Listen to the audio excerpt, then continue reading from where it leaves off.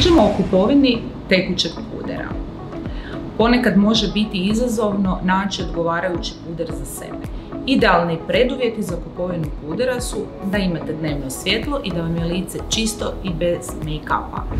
Puder se uvijek isprobava na licu, a ne na ruci. Na ruci eventualno možete isprobati kakva je tekstura proizvoda, a boju birate prema boji vašeg lica i to u zoni čeljusne kosti.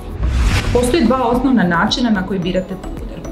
Prvi je prema tipu kože, dakle ovisno o tome je li vaša koža suha, masna, normalna ili želite jače ili slabije prekrivanje, a drugi i važniji je prema podtonu vaše kože. Postoje 4 osnovna podtona kože, to su hladni, topli, neutralni i maslinasti. Žene koje su hladnog podtona su najčešće svjetlokose, svjetlooke i svjetlokute, jako lako izgore na suncu, krvne žile na rukama su im plavičaste, ljepše im stoji srebrni nakit i nekako to su osnovne značajke prema kojima se može odrediti hladni podton.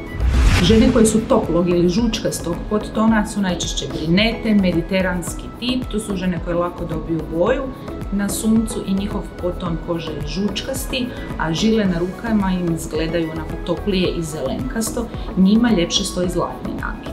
Žene neutralnog podtona su vam najčešće one žene koje se nikako ne mogu odlučiti su li topli ili hladni, to najčešće znači da su neutralni i većina nas je neutralnog podtona, konkretno ja. To vam je neka kombinacija i toplog i hladnog, tim ženama stoji apsolutno svaki nakit.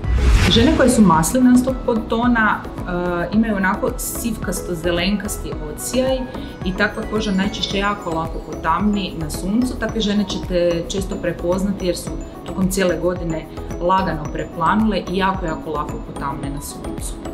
Evo, ja sam ovdje stavila onako 4 primjera podtonova. Ovaj gore je, kao što vidite, rozi podton, ispod njega je maslinasti, ovo je žuti podton i ovo je neutralni. Ja sam neutralna i ovo je nekako najbliže mojoj boji jer se stapa s mojom kožom.